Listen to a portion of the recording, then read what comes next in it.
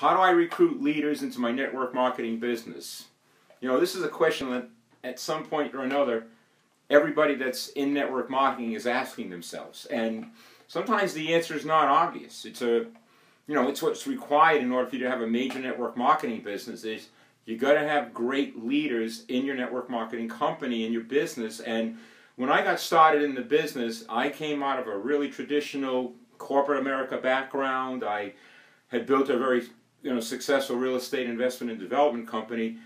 And after I went to my first network marketing company, I just thought I have to go out and I'm just going to get really, really sharp people. People that have had a lot of success in life.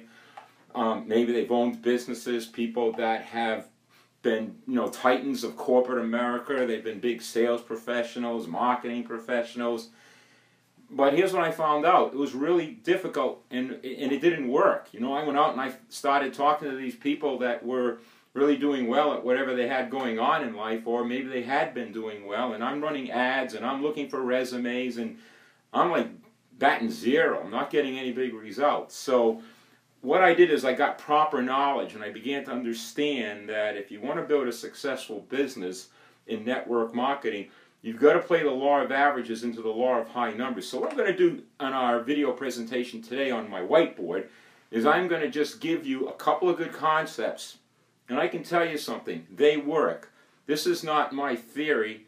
This is from living it. I've been doing this for 23 years, and I know it'll work. But if you don't get this lesson, and you were like me when I started in my first network marketing company, and you decide I'm just going to go out and, if the top level in your company, like in our company is called Diamond, if your decision is I will only enroll Diamonds, you're going to have a really tough go of it. You probably will not be successful because statistically, in our business, you need about 4 or 5 really good people to drive a major business to get you to life-altering income.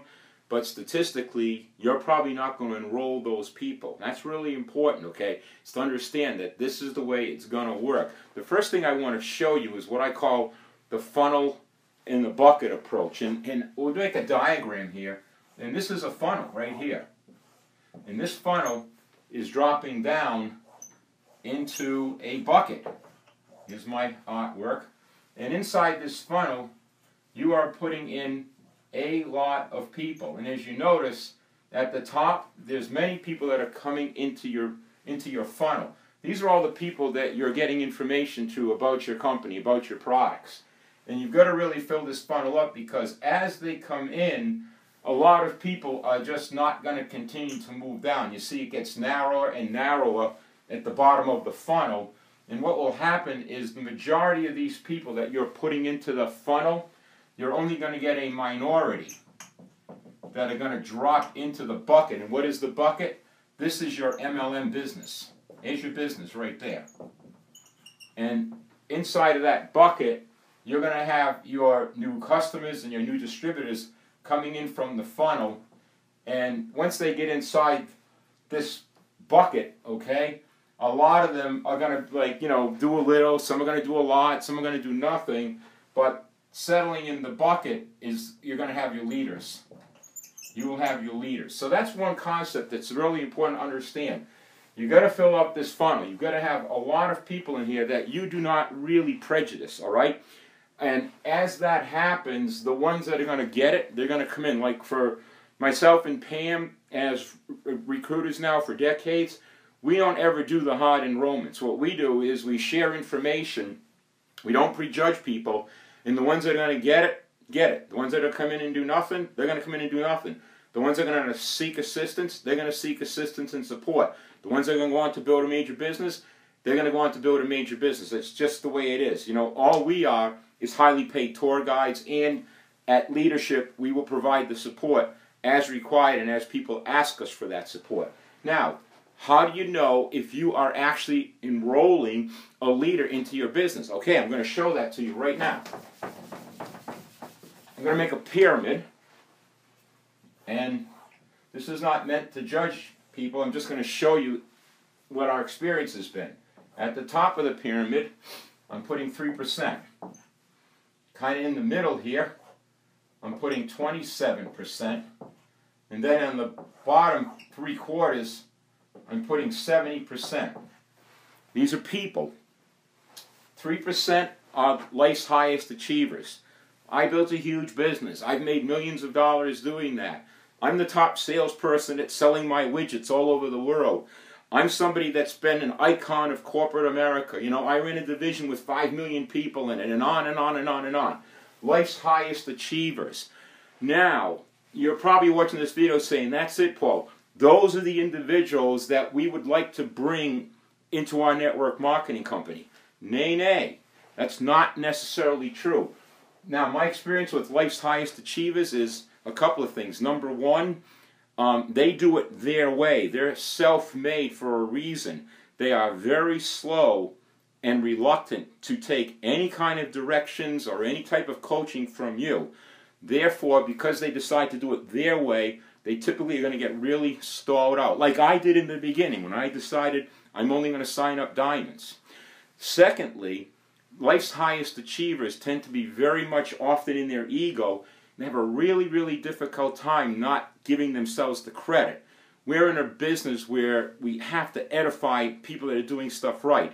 You always have to be supporting, and like I like to say, find someone on your team that's doing something right and then let the whole world know about it. You and I at leadership are not the issue. We never will be the issue.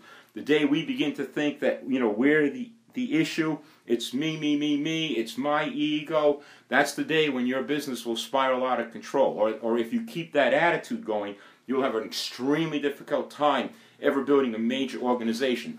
Okay, let's drop down to 70%ers. The 70%ers are the majority. These are the people that kind of get by in life. These are the people that will spend more time planning for, you know, an upcoming holiday or planning for a vacation or planning what they're going to, you know, where they're going to go Saturday night for dinner and what movie they're going to see than they'll ever put into planning their entire financial future. If they have a job, they tend to just do only what is required of them to keep that job. They arrive on time. They leave when they're supposed to leave. They get their 2 weeks of vacation. They come home at night. They eat. They sit on the couch. They have some snacks. They watch their favorite shows. Nothing wrong with that. That's life, you know, not judging people.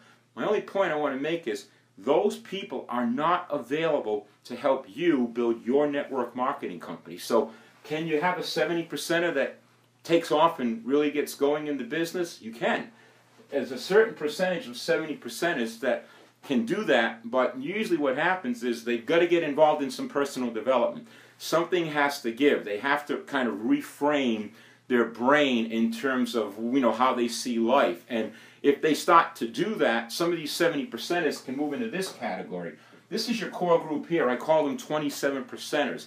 A 27%er is an individual, regardless of what they're doing in life, that they have something going on inside of them where they know intrinsically that they could be doing really great stuff in their life, that they could be having an extraordinary life. And you know what? They're all people, if you contact a 27%er, they will almost always take a look at the information. They'll look at your business, check out your products. I'm not guaranteeing you they'll join. They will look and they will consider it. And it's the 27%ers that make up the core leadership in the network marketing industry.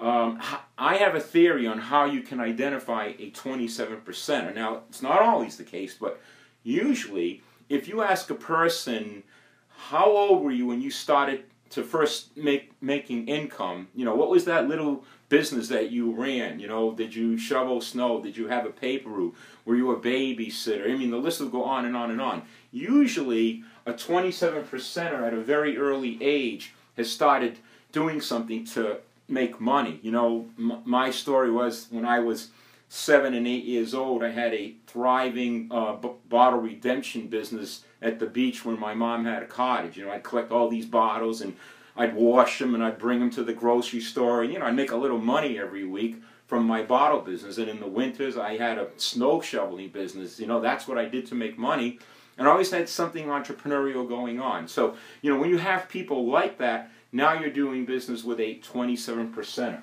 I want to touch on another very important subject that's, you know, so important. Remember, I just said that, you know, you're going to be led to the leaders most likely. one of the things I learned early on as a network was this concept of chucking oysters. You know, here's the bucket again, okay? And inside this bucket, you have 100 oysters.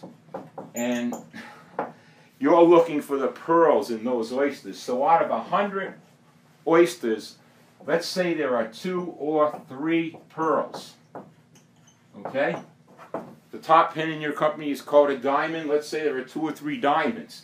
Now, what do you do to get to those 2 or 3 people?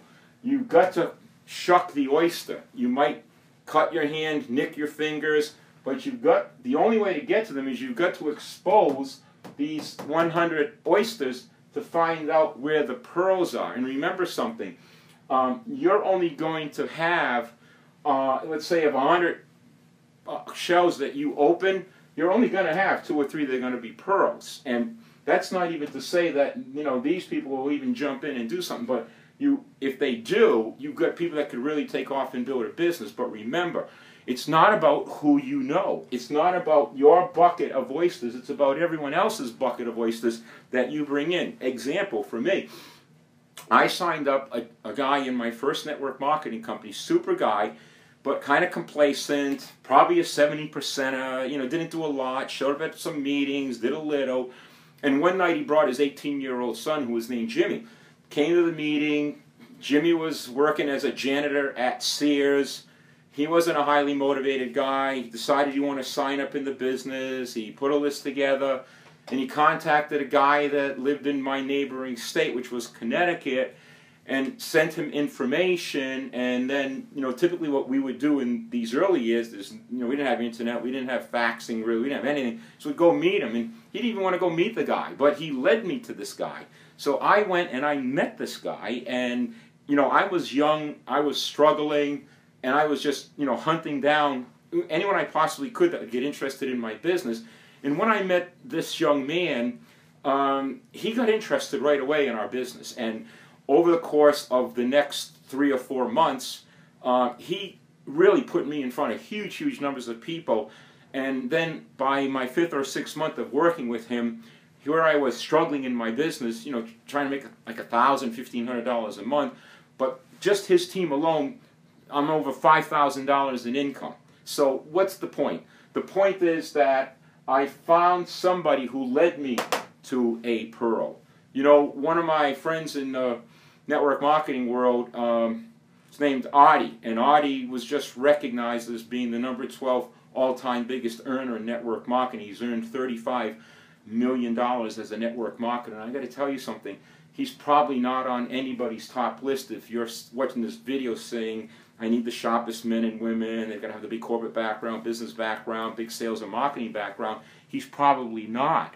But what happened was, he's one of those people that was a 27%er, a misplaced achiever, when he was like 19, 20 years old, and he was introduced to network marketing. Now imagine that kind of an enrollment of having someone like that on your team. So, you know, that's my training for today.